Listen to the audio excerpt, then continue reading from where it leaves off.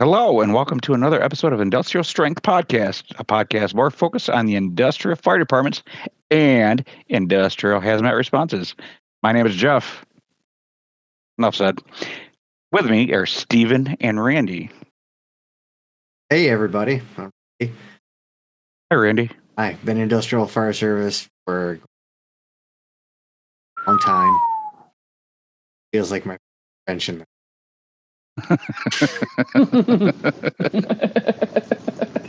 And I'm Steve, and every Hi, day's a Steven. new intervention, especially with these two.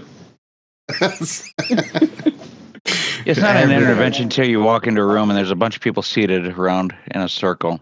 Be back away Hi, slowly. Jeff. Like, wrong So room. do they Care make about you say? you. Do they make you say, "Hi, my name is"? No, that's at the big meetings. Oh, I don't go to those. That's for Yeah, the but Jeff that's usually after yells the out, "My name is Slim interventions. Shady." He does. Oh, He yes. leaves. The real Slim Shady. Right, yes. All right. So we are back together again, and we have a topic to talk about. We do. Jeff, what are we talking about today?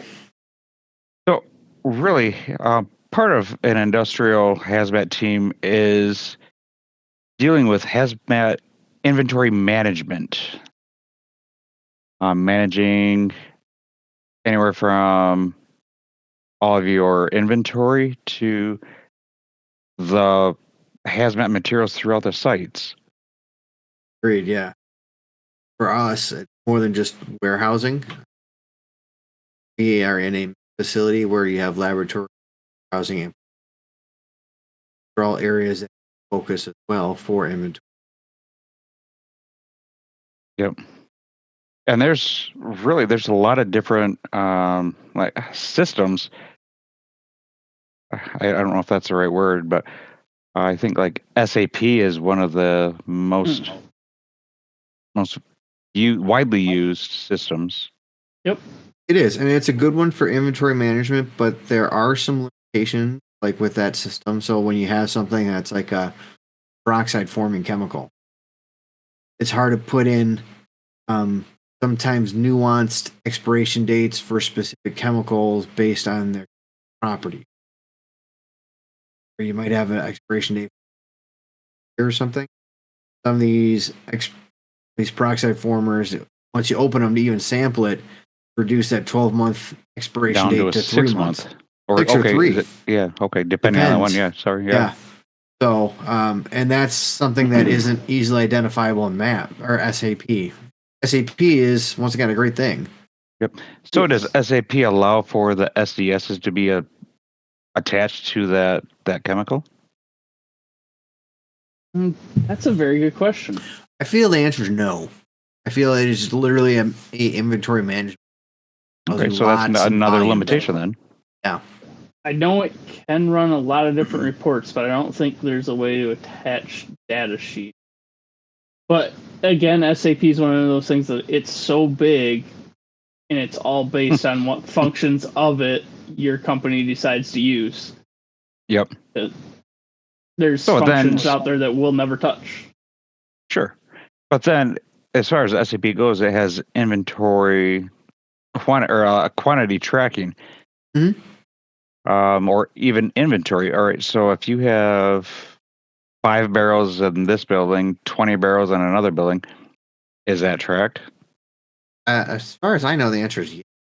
That's that specific system. But it has to be applied that way. Right. Yes. And that's only as good as the clerk updating and changing those records. Correct. And the other side of it is based on what you decide to put in there. Like for our company, we put the bulk reagent drums and totes and stuff in there. But our equally dangerous lab bottles that come in 1 gallon glass bottles, they're not in SAP track for inventory purposes. Okay. Right. That is a giant where we've had issues. And we continue to have issues because that isn't in an inventory trackable. Not to say those systems don't exist. Isn't supposed to sit around 4 years past expiration? All right, so that does bring up another question, though. Now, does it have the expiration dates? And with that expiration date, does it have a certain lot number that is attached to that particular drum or bottle or barrel? I think it does, but I also think the system Yes. doesn't flag things once it's expired. Okay, that was my next question. It literally And now just you have to have somebody go out and find that barrel or lot and say, "Oh, this is expired. We need to either use this Yes now and or no. get rid of it." So it doesn't automatically flag expirations, but to Randy's point earlier, based on the person who's entering the data originally, it will flag retest dates for when it should be retested. So if the person who receives it initially puts those in based on the expirations on a frequency, then yes, it would. But if they don't, Okay, so you have to have somebody that's going to continue to do the continuity on all the users, I guess. yeah. Mhm. Once again, it comes down to: do you staff a clerk to do that? How do you do it? How good is your Well, that's part of it too. yeah? You can train a bunch of different people, but if they're trained a different way, they're all going to do it differently. Right. Which the best example for us might be our dispatchers. There are no two dispatchers who work the same, and maybe this is the same for a lot of different people. But it seems like, despite the fact there may be similar training they all undergo, they all operate a different way. Mhm. Well, it can be frustrating at times because you don't get the same quality product as far as the dispatch goes, station goes. Which my guess is going to be the same issue with inventory management and clerking. I believe they do operate the same way because none of them operate the way they were trained. Well, in success, you're right, friend. Yes. That is 100% correct. But, so that's one part. So, like warehouse and production inventory management, and having a trackable system for important reasons, right? Things that are volatile, things that have short shelf lives, things that can form other issues like the peroxide formers I mentioned. Mhm. Those are important things, right, for inventory management. Because we've also had, and talked about this on the show, or I think shows. We also had problems where things have stayed in inventory too long and has compromised the container they were sitting in. So, where something sat past on the intended date because production schedule change, maybe procurement got a really good deal on a material and bought a lot of it. And Why would anyone want to do that? Yeah, instead of buying a year's worth, they bought 3 years worth. And, well, we'll use it in 3 years. Yeah, you will. But a year, 1.5, it starts adversely affecting the container it's sitting in. It wasn't meant to be stored in a temporary container. But that's another facet of inventory management that's equally important. I can tell you, over the course of my time, I've run across drums from the 70s that have somehow magically still maintained the stay on a shelf in a warehouse. Mhm. Shocking to me. Wait, what have you been doing in my storage area? Inventory? That's my super secret stash. I'll get out. Sorry, sir. All right. So part of inventory management, though, is actually going through and verifying exactly what we have on hand versus what is set in the computer or in the program as to what we have. Right. I think that's a very critical, untalked about piece of the puzzle. It's almost like a version of pre-planning. So it's a proactive. It doesn't necessarily have to be a warehouse crew doing it. It could be emergency response, looking at, let's say, they pick a different category every month or quarter, right? Flammable, oxidant, things that oxidize, or reducers, or acids, or bases. Right. So water reactives, whatever. I mean, it could just be a proactive. But now you have to have a system that is able to track where all that stuff is located, and that's I think really at our site. I can't speak for others, but I think that might be a very difficult for to do. I agree. And I think, like, for our emergency responders, most of them aren't very fluid in that system. You almost have to grab someone from warehousing, make them use the system, Yep. and almost walk with you hand in hand so they can tell you where to go. You do the search and then you can verify whether it's done But correctly. that could be throughout several locations as well. Yes. Yep. And to our earlier point, without data sheets and everything else in that same system, if you were to break it down based on categories, it makes it even more difficult because then you got to know exactly what you have on site that falls into those and manually pull those data points. Right. Yeah. Because you can have flammables segregated to a certain section of a warehouse. Also guaranteed to have a refrigerated storage with flammable, a freezer section with a flammable. So you have to hit multiple locations. That's if all your storage is on site, which is complicating too. I don't know about other places. Sometimes we will employ warehouses not within the footprint of our site. Yep. So not all our chemicals are right there. We can recall them. We can get them there within hours from a different warehouse. But everything is on site. No, so that raises other issues as well. So Yes. Yeah. We've had that too, where it's created other issues across other issues in ancillary warehouses by someone walking through haphazardly. Mm-hmm. Anyway, digression. So that's a very, very important piece you brought up, Jeff. For management of production. But just as you also alluded to the fact that, or maybe this was Steve, that even though we have that production side of things, some needs that exist for the lab side of things. Same things exist in labs, just smaller quantities, which doesn't make it better. no, it may make them worse. Get overlooked easily. Mm-hmm. You might have we do routine checks on a weekly basis in a lot of buildings, and I've still seen it show up past expiration by not just a day or week or even a month. Right. There are multiple systems that exist, right? So, I mean, there are digital inventory systems for lab stuff, but then depending on how much stuff you bring in volume-wise at lab or something, the system might not be good enough. It'll be good tracking system for lab-based. And absolutely. It doesn't have to be digital. You could also employ, let's say, monthly paper checks, but then you're hoping that people doing the checks where does that paperwork go? Oh, where does it in go? a binder and do a file cabinet, and then gets lost over time. Then coffee gets spilled on it and thrown away, and but sometimes people get pressed for time and they pencil whip things. They don't look as diligently as they could. that I've never heard of that ever. I don't know who would ever do that. World premiere. Just putting it out here right now. First ever notice that might happen. Gosh. I'm shocked. Oh my gosh. I know. Also good to just get off my chest. But I can see how it would happen, if you had someone who was in charge of an area doing that and they retired and didn't pass it on to anyone else, and it just sat there for, another 5+ years. Yes, something like that.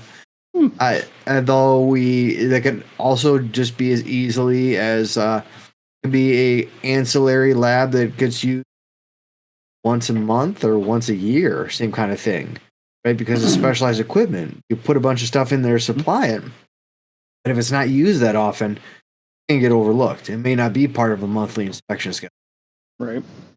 Well, and then on the flip side of the inventory for lab stuff you were talking about, how detailed does that get?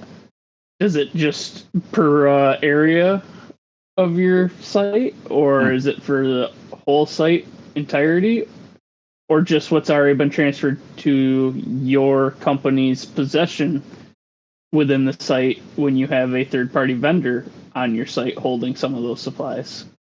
Well, that's a great question. That's another good topic too. Yeah. So that's a great point, because you're right, that will vary a lot. Not only in scope, but how that inventory is put together. Right? What do they really care about? Because I know some paper forms I've run across all they care about are incompatibles stored separately. Do some chemicals have double containment storage? And what are the expiration dates for your peroxide form? Yes. Ooh, Yes. And your form yes. is way more in depth than the one I've seen, because yours actually talked about containment. One I usually see just talks about incompatibles and expiration. Yeah, well, so we have some. Our labs have some stuff that pretty potent as far as chemicals go. So, double containment can be a very good. Like specifically, I'm talking like nitric acid needs double containment. So, because it's a bad actor on its own and a bad actor when it mixes with other things. Yep. Double containment's a thing.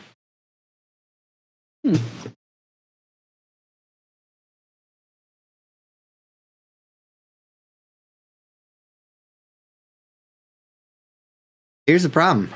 No, like in the forum I'm talking about, it's a monthly one, and it's not the same person checking it monthly. So it's a rotational monthly check, and so the same person may not check the same area for 3 years because the number of people involved in the rotation.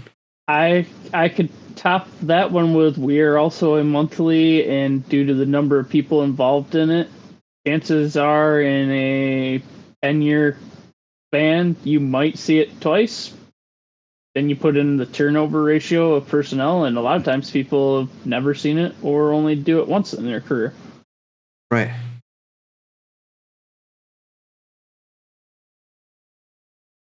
Right. And then it's Correct. subjective as to whether one person thinks it's a problem or it's not, especially the leak. You know, like 1 month a cap might be a plastic cap and it looks perfectly normal, but the next month the chemical on the inside might start to corrode it, but it could be white crystals. But I'm thinking of specifically like caps turning like dark brown colors. It should be a red colored cap because it's a chemical attack. But again, if I wasn't the one doing the inspection the month previous or the next month, I wouldn't know that there was a change. Maybe it's been that way for 20 years. Maybe it's been that way for 2.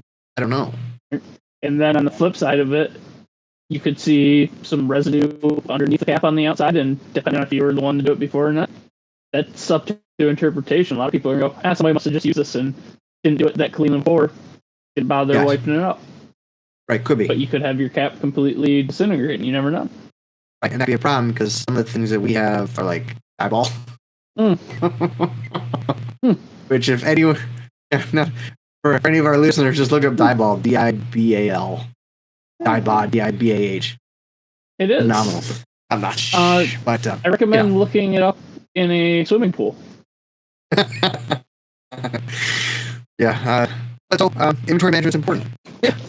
Because if it's not done correctly, not done consistently, it can lead to serious problems. Once again, crystals forming, caps degrading, material going past expiration date and ruining the container it's in, or materials forming other things like peroxides in, which is a big problem. No, those are balls. Totally. Chemistry golf balls, man.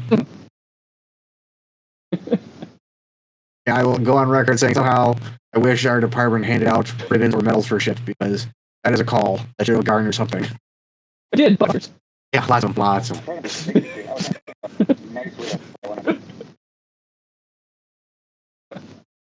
But circling way back to like maybe the front of the show, Jeff, one of the other things you talked about inventory management, also critical, is supply maintenance for the responders. So beyond looking at the stuff we use on a day-to-day basis in labs and production plants, inventory management to make sure that the stuff on your rig or your supply room is getting restocked. That's also important. That is another big variable based on how many people your department has, maybe how many full-timers you got, whether you have the ability to be a quartermaster or not. It's a big deal. I know anyone who's ever done the hazmat game knows you're going to burn through suits and gloves. Boots, you may reuse those if you can decon them. But it's something, don't get me wrong, some people reuse suits. It's our policy to not reuse it. So, just each stone, right? Some people can do it and they're comfortable doing it. I've never been comfortable doing it, not because I'm worried about the chemical, but I'm worried about how much we sweat on the inside of the suit thing. So I don't like that one bit. I don't need to be wearing someone else's. It's not that way. So, so we never use a suit. At what point do you eventually pull a cord and say, no, this suit's seen too much? So, but inventory management is important, right? Because we're talking about resupplies and lead times. Right, you can get like Havoc bunny suits pretty easy. Everyone carries them, including Home Depot. Low. But if you're talking like a Class B suit, phenomenal products out there. We do. Yeah, that lead time's pretty low. And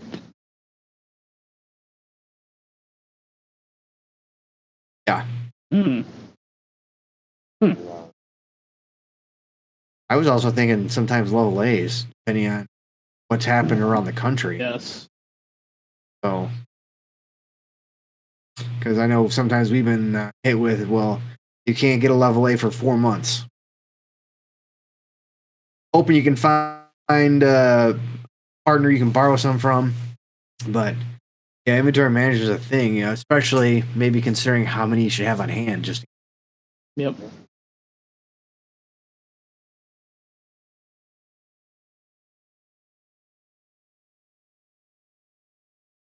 just okay.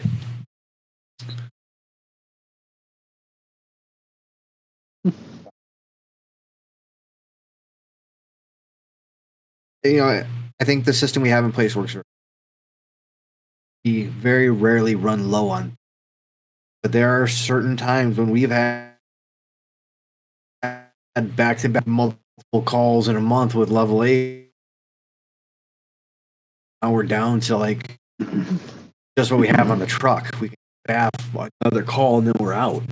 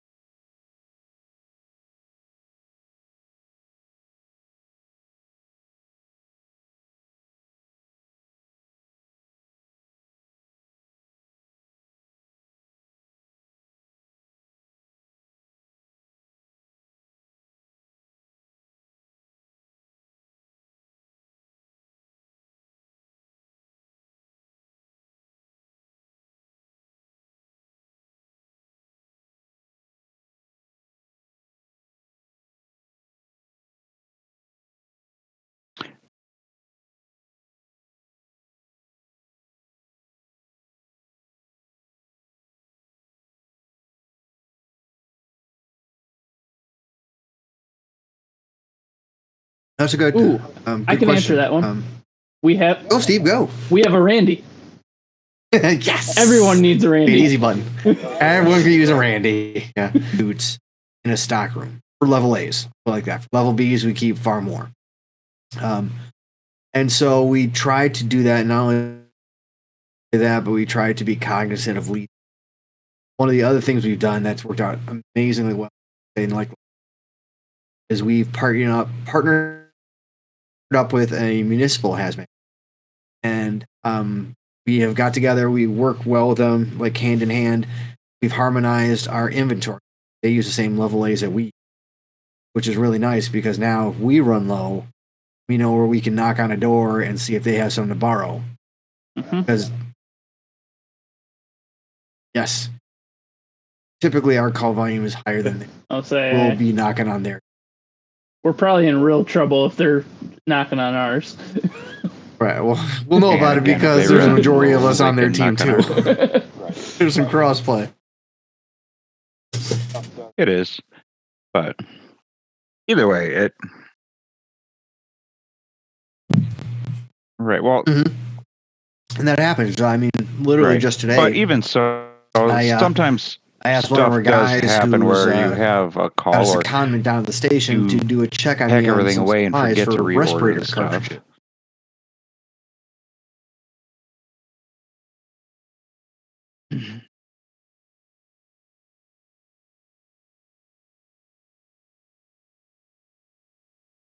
Because I know we used some last week, and I know we had used some about a month ago, and I don't know if it got restocked the way it needed. We physical check on it, see if we had the supplies. Once again, even with those, Yeah. Totally. They were restocked on Friday. Thank you. Because that guy didn't get back to me. No, he was So he apparently too he was busy busy rolling playing wet with hose. Yeah, he's busy playing with his hose. He's taking it out of the bay. It's an HR violation. Hmm. But I think the way we work best is, like I said, we keep double the amount of everything we need on the truck, that same amount in active storage.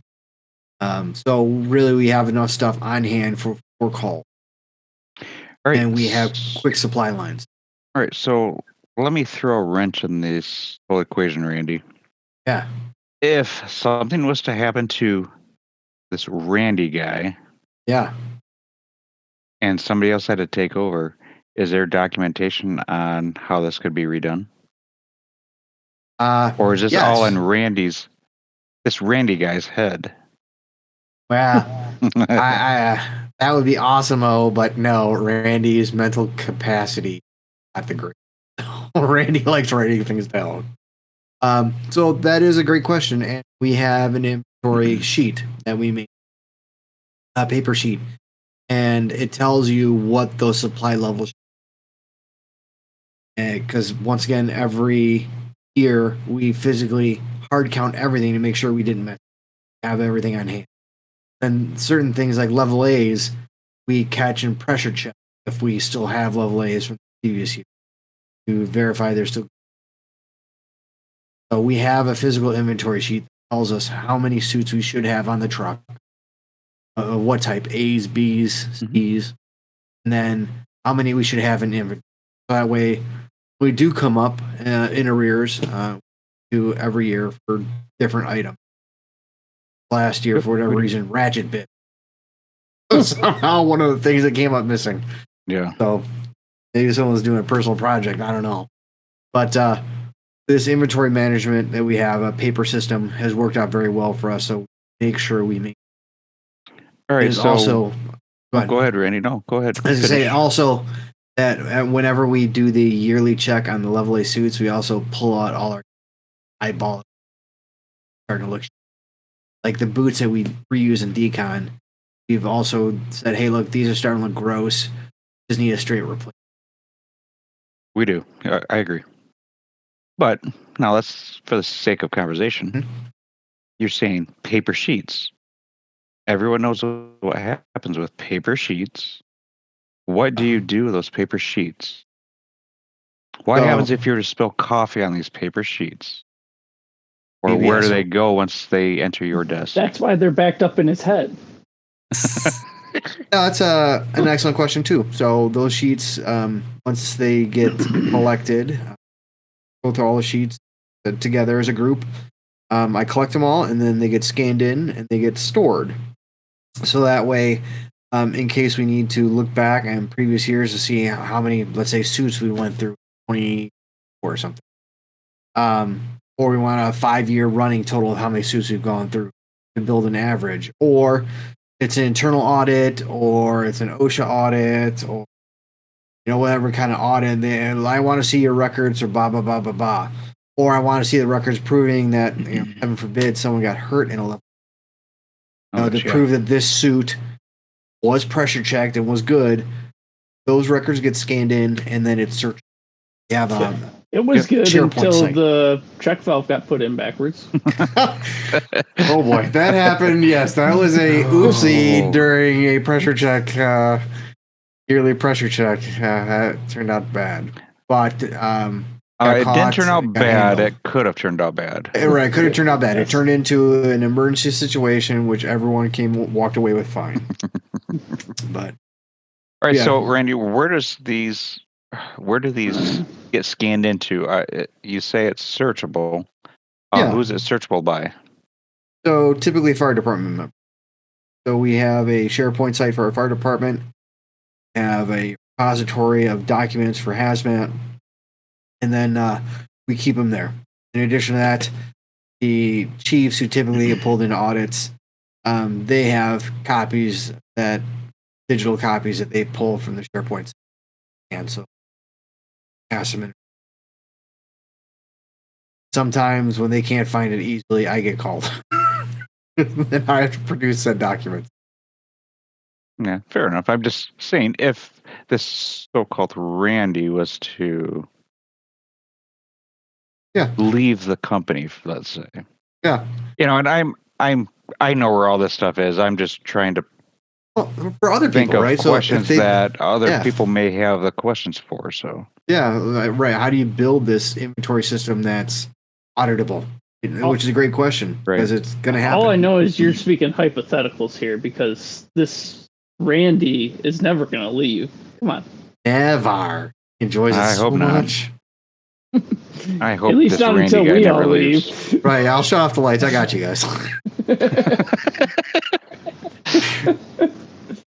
But who knows? I mean, at a certain point, and we will actually talk about this in a future episode.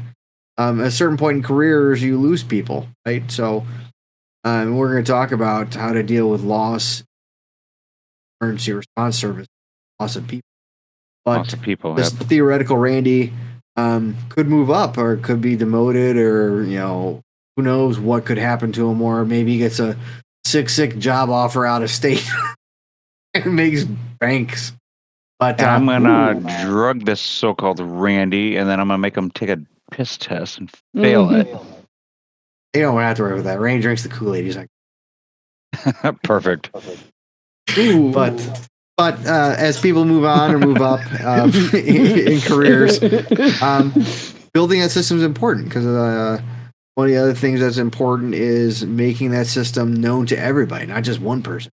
Right. It doesn't do any good if it's just for one person. Right. It's got to be ruggedized, reproducible. Everyone's got to have access to it. Ruggedized? Wow. Ruggedized. That's a new word. Right. Yeah, we don't. Oh, it's ruggedized for sure. But so that's the system we employ, and it works out pretty well. And I think a paper system can work for other people too, as long as you're diligent with it. For us, we are very diligent with the system we use. It's almost like OCD. It's been that way for many years. So we track. It's been that way for many years. It's going to continue that way. There's no other way. Right. Right. It's the only way. It's like the fire service tradition. This is the way it is. Change it. We'll never stop it. I'm sorry, I could have swore I just saw a squirrel. Squirrel where? It does exist. But so inventory management covers a lot of things, right? So we touched on lab products. We touched on warehousing and production. Touched a little bit on PPE, but that's just a little bit of it too, right? So yeah, this is just the oh golly, I can't believe I'm going to say this, but this is just the tip of the conversation. It is because inventory management. Is that all you're going to give them, Jeff? Just the tip. Just the tip. Like a good firefighter, he puts a tip in and goes interior. Because they're always going to want more. Right. But we'll allude to inventory management of people in a future episode, which is a very important conversation if you want to keep your industrial fire brigade operating smoothly. Mm-hmm. So how to manage people, shifts, all that kind of thing. Talk about that. But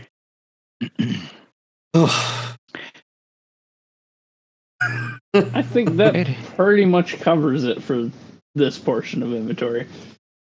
I think it has. I think for this one, we're done with this one. Yeah. So if anyone has a system that they use for inventory management other than SAP, or if they use something in the labs that works particularly well, I'd love to hear it. If you could reach out and maybe start an offline conversation or want to come on and talk about your inventory management practices, how can they reach out to us? Steven, how can they reach out to us? Well, Jeffrey, they can reach out to us at hazmatharder@gmail.com or industrialstrength@thehazmatguys.com. Oh. Either way, those will get our attention. We love having conversations. So we love talking to other people in industry, how they do things. Because I will always say, by no means do we have the best method. We have one that works pretty well for us, but they may not work well for everyone. Always open to there being a better method that we can wipe and implement first. And I would love to hear what other industries do with rail yard inventory, because we didn't even talk about that. Oh, yeah. You're right. Oh, because that's been a problem in the past. Oh, maybe there might be a part 2. Gosh. Sorry, it just popped into my head. I can tell you there's a whiteboard for that one. There sure is. Okay. All right, that might be a part 2 later on. So, all right, I think we're calling it a wrap for tonight. So then, until next time, everybody, I would like to say Hazmat harder. Hazmat harder. Hazmat harder.